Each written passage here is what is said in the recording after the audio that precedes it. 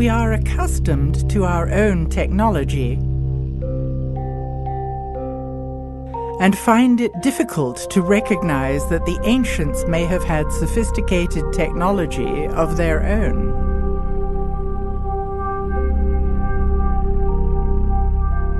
Since the technology of the ancients is not obvious to us, are we looking in the wrong place?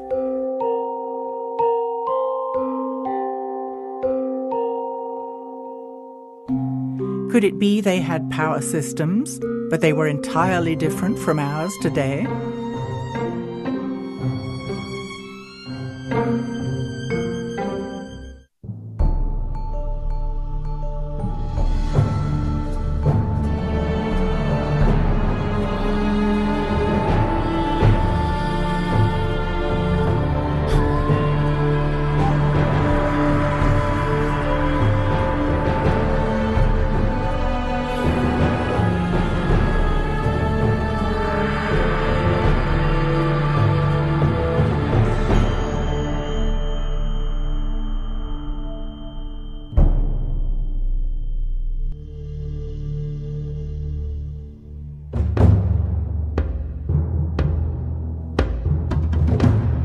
Looking at the architecture of structures from ancient Egypt stimulates a sense of wonder.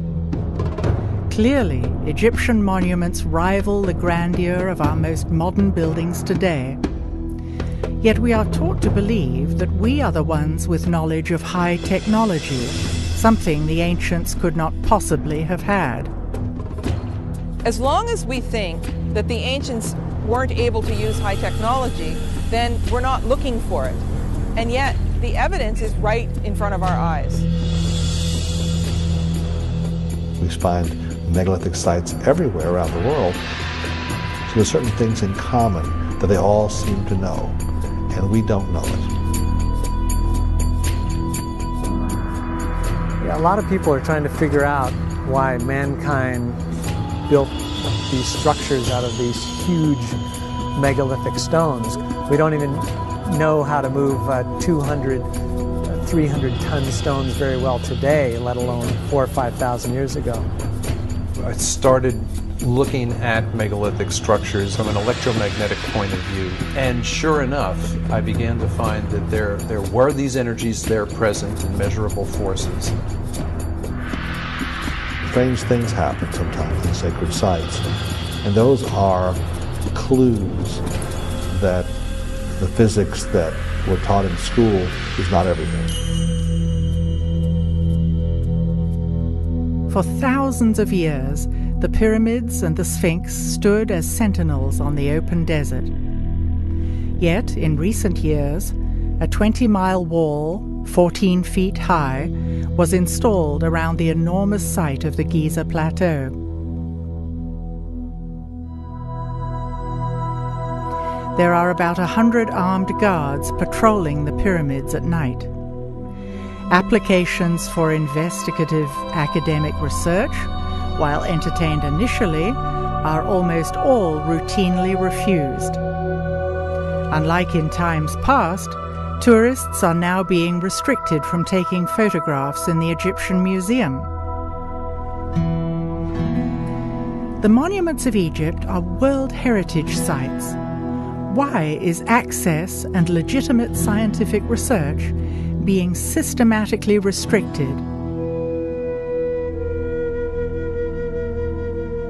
Much of ancient Egypt remains undiscovered. Satellite images show traces of buried structures that are still not excavated. In the name of protecting sites, are Egyptian authorities preventing us from learning the truth about our ancient past?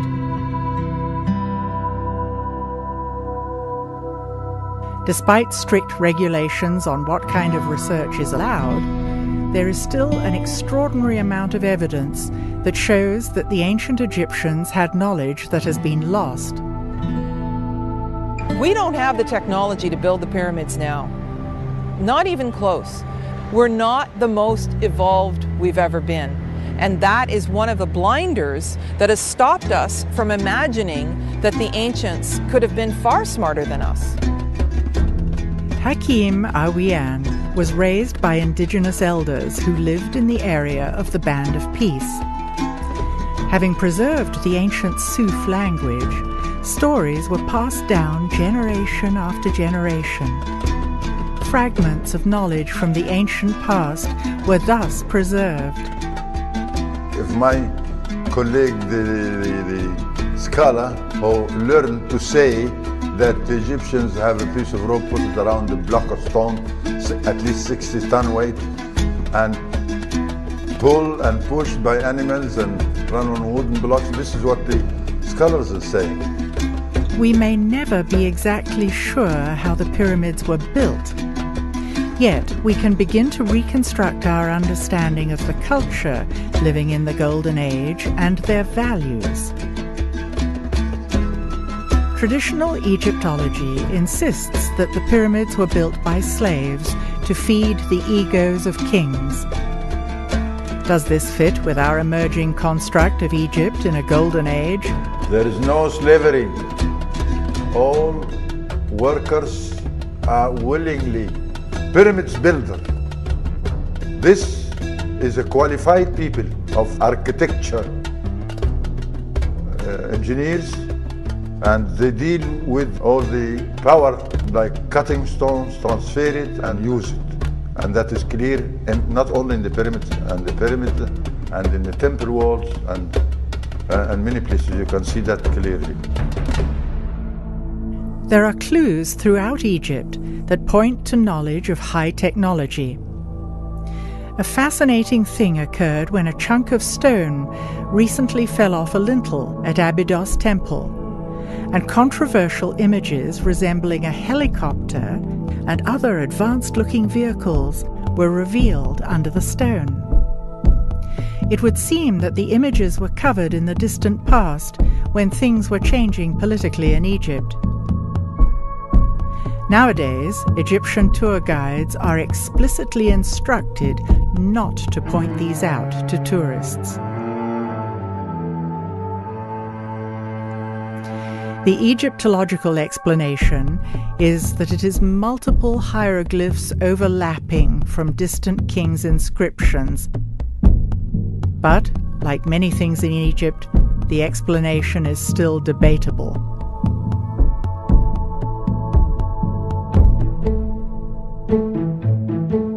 Another controversial object that Egyptologists merely deem impossible is the artifact commonly known as the Baghdad battery that generates a mild electrical charge.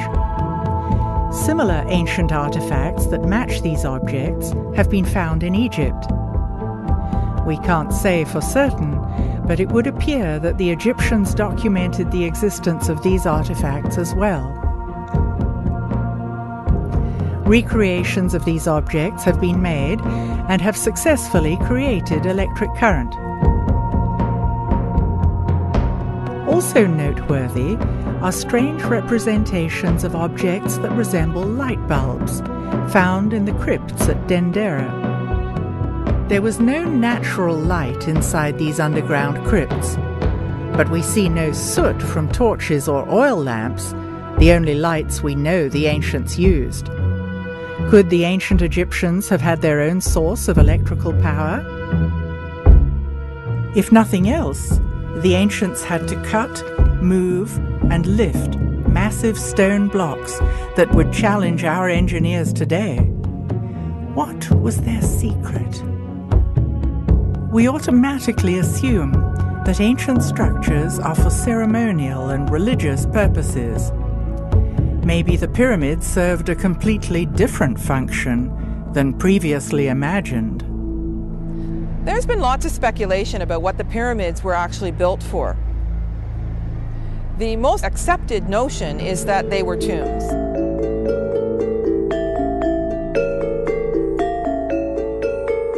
Much more complicated situation with the Great Pyramid than most people understand or most people believe, including a lot of Egyptologists who see it simply as a tomb for the pharaoh Khufu. That idea is childish for the following reason. I mean, it's obvious we don't find mummies in the pyramids. And of course, not finding a single mummy in any of the pyramids doesn't seem to deter the people who think that that's what they were for. Yes, there's something that's sometimes referred to as a stone sarcophagus or coffer in it, a beautiful granite structure, but that doesn't prove definitively in my mind that it was ever actually used for a tomb. It may have been used for many other purposes. Pyramids were built not as a tomb. There are some pyramids built in a different construction, like the one in Saqqara, Steep Pyramid, that is tomb. Look at the obvious difference in construction between the Step Pyramid and the Great Pyramid. The difference in style of construction would logically indicate they were built in different time frames. The buildings we know to be tombs, like the Step Pyramid at Saqqara and the flat-topped mastabas also at Saqqara, are very different from the smooth-sided pyramids at Giza and Dashur. Typically in Egypt, older constructions are built of larger stones. New constructions are built of smaller stones. Also, in archaeology, older structures are deeper. Newer structures are found closer to the surface. Every other tomb that has been found is highly decorated with names of the occupant. The inside of these pyramids seems solely functional and not decorative at all. But if we stop altogether and say, okay, if they weren't tombs, what were they? What are the biggest structures that modern man builds on the planet? The biggest, most awe-inspiring structures we create are hydroelectric dams. Why are we willing to invest such awe-inspiring amounts of labor and effort in constructing those? Because we know we're going to get a very valuable physical return in the form of electricity. And by comparison, I wonder if the ancient megalith builders weren't willing to invest such staggering amounts of resources by even smaller populations because they knew that they could get something very physical and worthwhile back from it. People are fascinated by Egyptian monuments, and some report the energy is palpable at these sites. Is it possible to confirm this energy through scientific means? What I've been finding in the last 20 years of research is a lot of experiments that have been done that show that there's a certain type of energy that does not exist in our current science. It's unknown with our current science. We call it subtle energy. Well, this is a whole new trend of thought in looking at ancient structures, that maybe the ancients understood subtle energies. So this appears to be a technology that may have existed in megalithic societies. You know, these societies that built things out of big stones. It makes sense that you could motivate an entire population to invest so heavily in building these structures, I think. And I don't mean to say by any means that this is the only purpose of the megaliths, but I think it's pretty clear that it's at least one of the primary or one of the important purposes for building these structures. We find megalithic sites everywhere around the world, and there's a tendency to make circles or certain types of formations. Megalithic sites occur all over the world. Is their placement random, or does the location of these sites reveal yet another hidden layer of ancient knowledge? One thing I found looking at different megalithic structures over a few continents and numerous places around the world, overwhelmingly these places, the pyramids, the Stonehenges, etc. of the world, were placed on ground where an unusual type of geology naturally concentrates the regular daily natural electromagnetic fluctuations that occur everywhere on the earth each day. You go into England, for example, the ley lines that cross England, the Michael line, which is hundreds of miles long, that crosses England, that carries this energy along that line. It will therefore generate electric currents in the land called telluric currents in the straight geological sense of that word. And those occur everywhere on the planet. We know that this ley energy, this subtle energy, passes along these lines. There are certain special types of geology that will magnify those several-fold. And that's where we found the megalith builders preferred to put their monuments. And typically where lines cross, where you get more than one line intersecting, temples were often built. These are called conductivity discontinuities, which sounds highly technical, but it's merely the place where one area of ground that has a good ability to conduct electricity meets another area of ground that has a lesser ability to conduct these natural electric currents. The Chinese had the same tradition. They call them dragon lines. It was illegal for a commoner to be buried on such a line.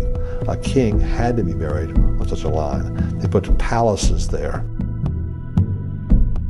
There's a whole series of sacred sites that were always built on lines like this. I want to say in this area about the location of temple. You have to have symbols appear on the ground. When it's seen, then this is the place where people naturally come to get more healthy energy from that spot. You know, energy pops from the earth. And it appears as though they were attempting to control the flow of this energy and use it for their own purposes.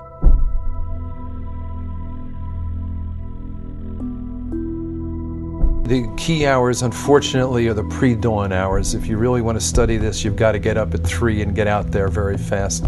That's because the energy that is involved in these sites, that's really fueling most of it, originates with the daily changes in the Earth's geomagnetic field. It's strongest during the day, weakest at night. And in the hours leading up to dawn, the weaker field lines now come roaring back to closer to full strength very quick. It's the most dramatic time in terms of change of magnetic strength per hour. It's the most dramatic time of the day. And wherever you have a changing magnetic field occurring, you are generating electric current in anything present that will conduct electricity. It's a simple principle of physics known as induction, and it's a universal. Normally, in everyday life, we don't ever see large concentrations of this energy. Normally, it'll show up at, let's say, at mountaintops, at sacred sites. You'll feel a certain calm, a certain peace. Sometimes people in those places report mystical experiences. They'll see into some other dimension. Okay, they'll see into some other time. The Chinese have known about this for a long time, and they call it qi. The Hindus, in their ancient texts, call it prana, and the yogis, with that maintain a very ancient tradition, use it.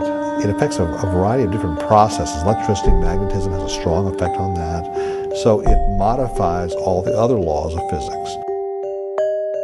When you look back on how sacred sites were chosen and buildings like the pyramids were constructed, the suspicion arises that they understood quite a bit more about this stuff than we do, and they may have been using it in their engineering.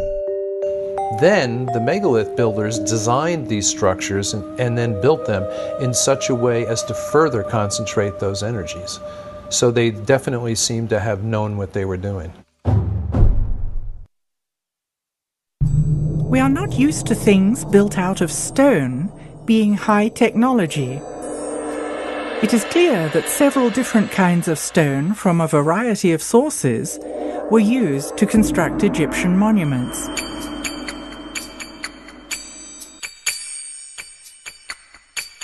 Did the distinct qualities of the stones serve a special purpose? What I do find fascinating is that the core of the pyramids, at least at Giza, are made out of one type of limestone. Now, it is the limestone that was closest, but it also happens to be the type that's called dolomite because it's got a high magnesium content. And because of that metal content, that kind of limestone conducts electricity pretty well. And then they chose to sheath the pyramid in the whiter Tura limestone, which, granted, it's whiter and it's prettier and all that, but it also has almost zero magnesium content. And therefore, it's a much poorer conductor of electricity. It's closer to a pure calcium carbonate, which is what all limestone is. And pure calcium carbonate conducts electricity much more poorly than dolomite does. It's interesting to me that those outer stones were the ones that they cut so precisely that all these thousands of years later you still can't get a razor blade between them. Because basically what we've got here is we've got a situation with a highly electrically conductive core of those pyramids wrapped in what is effectively a very effective insulator. Why the granite in the passageways, you know? And so, of course, I'm thinking from an electrical point of view and a physical point of view. Is there anything special about granite? And yeah, there is. Granite is slightly radioactive, and it will ionize or electrify the air. It releases radon gas, which is radioactive. Granite is a transmission stone. It's not dead stone. It's alive. So you have these sealed shafts with granite linings, and I wonder if it wasn't designed to keep an electrical charge present in those shafts. They were built exactly like, if you will, an insulated wire, only more so because you've got all the charge in the ground that's spread across the base, concentrated all the way up into this tiny spot at the top.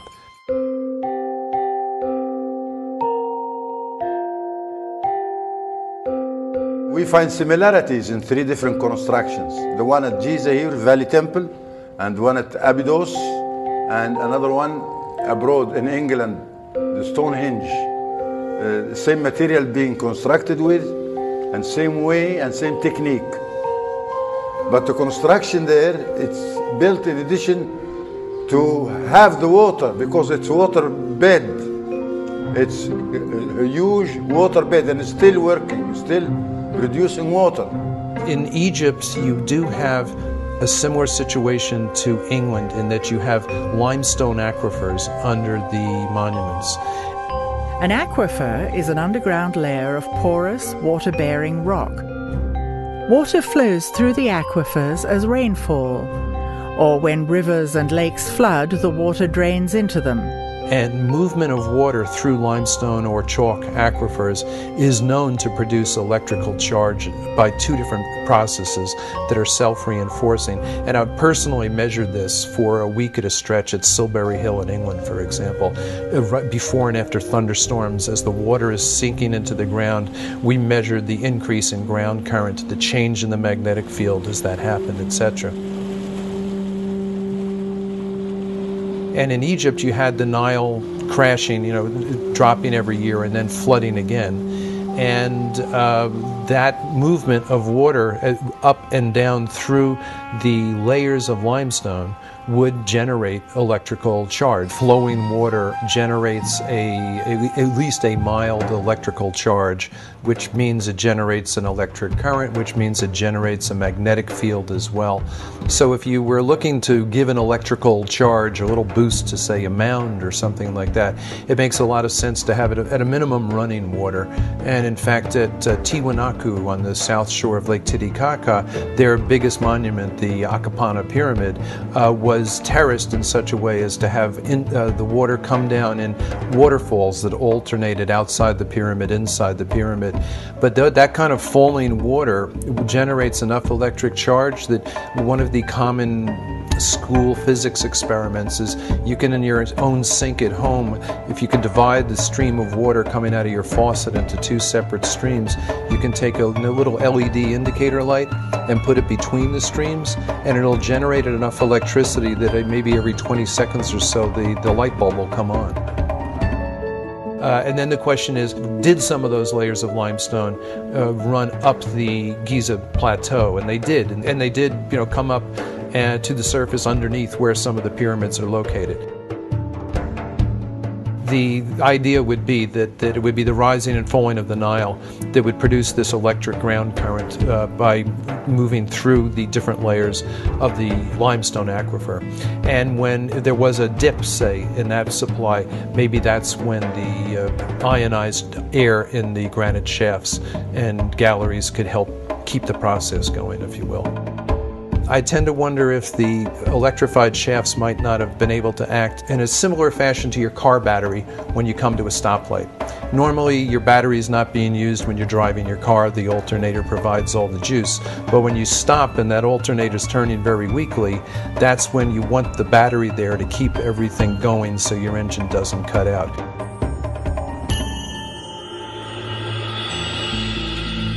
So you've got this concentration of negative charge from the ground at the peak of the pyramid or mound, and a concentration of positive charge above it. And if those two become strong enough, you can start to get brush discharge, which would mean it would glow, like ball lightning, for example.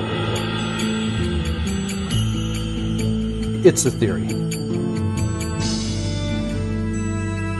Why in the Great Pyramid is there no frescoes, there's nothing, no decorations at all? Now, some people have proposed the idea that the pyramids are actually energy machines. And so I liken this to the fact, like, you wouldn't put a decoration inside your oven.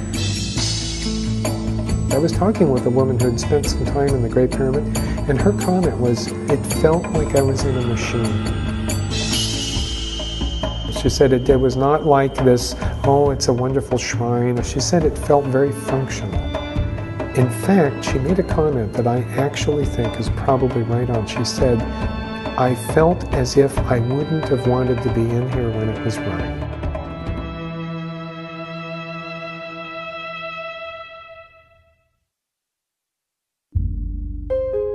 Invisible, subtle energy occurs around us all the time and is measurable by science. We had noticed a lot of people showing us photographs from megalithic sites that disproportionately often seem to have these balls of light in there, usually flash photos. Orbs are often written off as dust or other particles in the air, but that does not change the fact that they seem to occur more often in particular places at particular times. At Tikal, at the top of the most energetic pyramid that we found down there, we took a lot of flash photos during the course of our 8-hour stakeouts, which would run from roughly 3 a.m. till 11 a.m. And on the pyramids that were electrically dead, that had no juice, nothing going on, which were the big fancy ones, but the most recently built ones, we would take photos and find out eventually when they were developed, no orbs, no glowing balls of light. But on the oldest pyramid down there, where we did work and got all kinds of results, that was 1,200 years older than the big fancier ones. In that case, the photography we got back from our own simple flash cameras, they were literally choking the screen with these balls at the period at which the air was highest in electrical charge. And on the strongest day down there, I was recording electrical charge higher than I've recorded even in thunderstorms back home. We don't know what orbs are, but our personal guess is that they're balls of ionized or electrified air that will tend to hang together. A good analogy would be ball lightning, where it's simply so electrified that the molecules are excited enough to glow. Other evidence shows that there is energy occurring naturally everywhere on the planet that our science knows about but seems to ignore. Nikola Tesla sought to provide the world with free wireless electricity for everybody on Earth. He discovered that electricity occurred naturally throughout the Earth's atmosphere and ground. The telluric currents in the ground that John Burke discussed and the electricity present in the ionosphere in the atmosphere, which is ionized by the sun, he also created and developed ways to harness those energies. Tesla, who teach Nikola Tesla to get to that power of electricity? And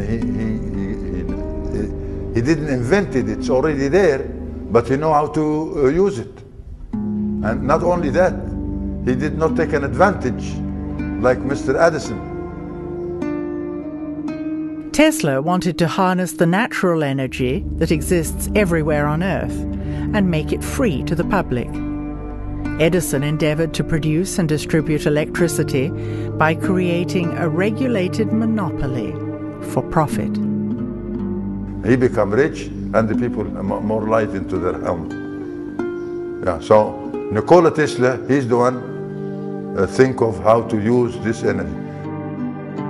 Between 1901 and 1917, the Tesla Tower was built on Long Island as a wireless broadcasting system for telephone and electrical signals. Interestingly, it was constructed on an aquifer with descending passageways and tunnels beneath it. At the time, few understood how it worked. Tesla's funding was ultimately dropped by J.P. Morgan because Tesla wanted the wireless electricity to be free, and therefore J.P. Morgan couldn't make a profit. So even though Tesla's genius was seen by many, he was still driven into obscurity. The energy to create free wireless energy has always existed on our planet and still exists today. And it's not the only energy on our planet, there are plenty. Rivers are flow by energy, tsunami is energy, frequencies are energy. If we have the electricity now, it's based on explosion energy. Now, the sound energy based on a technology different from the explosion energy, and it's known as implosion energy. This energy was not the kind of energy that we have that pollutes. It was a completely passive energy that had no byproducts. The energy we use today is generated by combustion and is non-renewable. It is called explosion energy and leaves exhaust and pollution. Our system all over the planet today is based on the explosion energy. That's why the petrol is too expensive. In contrast, implosion energy, like solar panels and wind power, is clean and renewable. We are beginning to realize that we need sustainable energy. Implosion energy, very simple. All what you need is the beam of the sun on a running water. Not just running in a straight line, but in a zigzag. And that's, you find all the tunnels are in a zigzag form for such a purpose. In addition to the limestone aquifers underneath the pyramids, there is evidence of a network of man-made tunnels. As a boy, when I'm living in my house, which is a few 100 yards away from the nose of what we call the Sphinx Tefnuti, this was my playing yard, and I know tunnels. I walked in these tunnels, I swim in these tunnels, I crawled in these tunnels, and I know that this is one way of creating energy.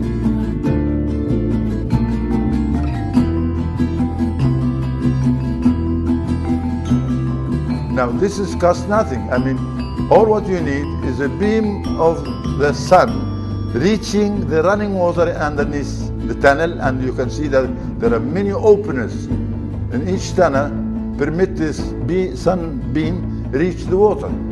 And when it does, then the energy is there. Energy is not just to run your car, or it's run the people, feed the people.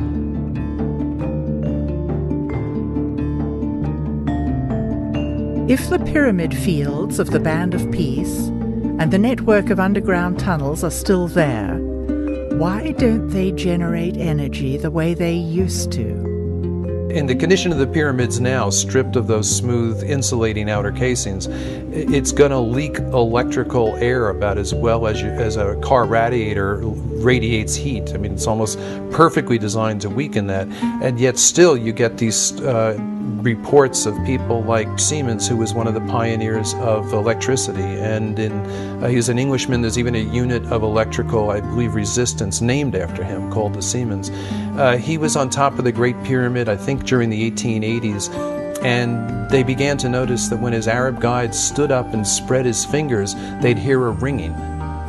And when he closed them, you wouldn't. And he stood up, and he could sense the literal electricity in the air. And on the spot, he improvised an instant Leyden jar, which is one of the earliest things they used to use to store electric charge. And he did it by opening a wine bottle, wetting some newspaper, wrapping the wet newspaper around the glass wine bottle, and holding the wine bottle up above his head until sparks started to issue from the wine bottle. And at that point, his Arab guides started accusing him of things like witchcraft. They got into a physical struggle, and he accidentally touched one of the guides with the charged wine bottle, and it knocked the man to the ground and unconscious for a short period, after which they took off down the pyramid. But there was, in other words, a professional scientist familiar with electricity in its rudimentary but accurate forms, sensing exactly that, even in this ruined condition that the pyramid's in today. Yeah.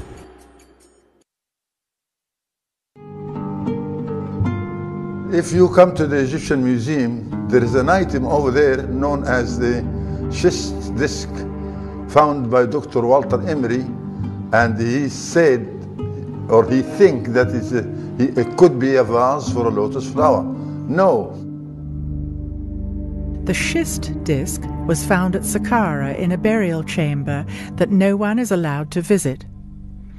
Other goods found in the chamber were simple ropes, pottery, and grains. The disc shows clear evidence of sophisticated technology in the way it was built, and it seems out of context with the rest of the grave goods. Is this the original context for this artifact? Or is it possible that it has had a long journey over the last several millennia, and this just happened to be its final resting place? Look at this hollow stone tube. It looks as though the schist disc could fit over it. It would take sophisticated instruments to shape the tube so precisely. How did they do it? To cut the stone. This is by a sonic cut with no metal instruments like bronze chisel or this. No, it's another stone. And this other stone, it's the hardest stone you can find, which is the diamond. There are pieces of stone lying around that show concave shapes that actually have the machine tooling marks on it. The evidence of the high technology is right in front of us. Look again at these quartz objects. Aside from their unique and amazing shapes, could they have had another purpose? Today, quartz crystal is used as the basis of all kinds of modern technology. It is most commonly used in crystal oscillators. Technology uses oscillating frequencies from tiny quartz crystals that vibrate at certain speeds, with a signature vibration for each device. AM/FM radios, CDs and DVDs, computer processors and Ethernet rely on quartz crystals. Could it be that the ancients were tapping into this technology and using it on a much larger scale, in a way we can only begin to imagine? Of course, we can't say for certain, but based on what we've seen, we can theorize. Energy can be created and manipulated in many ways. It is the lifeblood of a civilization, and therefore an important resource. In Egypt, there are 67 constructions all along the Nile like sails. And for those who has the eye, they can tell from the shape of that construction. The straight form of angles, that is a pyramid or a construction for energy, a plant for energy. That's what we have. A theory that's always struck me, that they were intended actually to somehow or another spiritualize the whole civilization. In other words, to provide a widespread, high level of energy that people needed because a descending age was upon them. And I believe what the pyramid and other certain other structures were constructed for was to basically act as a kind of the equivalent of a street light. You know, if you're in a neighborhood that's maybe not the nicest neighborhood and it gets dark at night, you like to have bright lights go on. And that's effectively what the Great Pyramid was. Now, these were not lights that illuminated it so that people could see where they were going.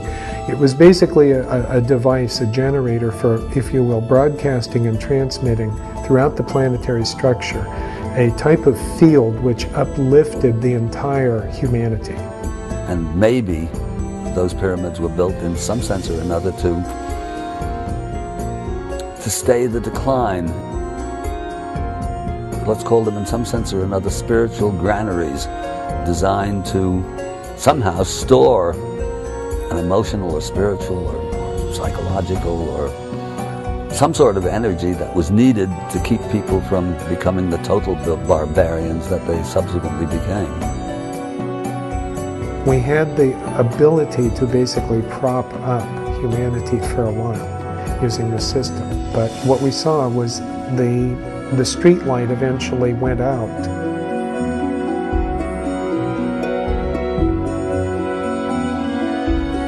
The original knowledge got lost, and the later builders were building them out of ego. They were monuments to the king, if you will, but they were no longer engines that could help feed their people.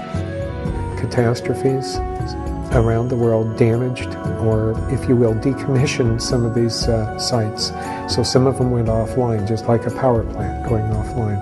I tend to wonder if the few people who knew the secrets to the energy connection with those pyramids didn't die off. If it was a thin chain of, for example, a shaman to his apprentice, and if the wrong people get killed at the right time, that chain is broken, that knowledge gets lost.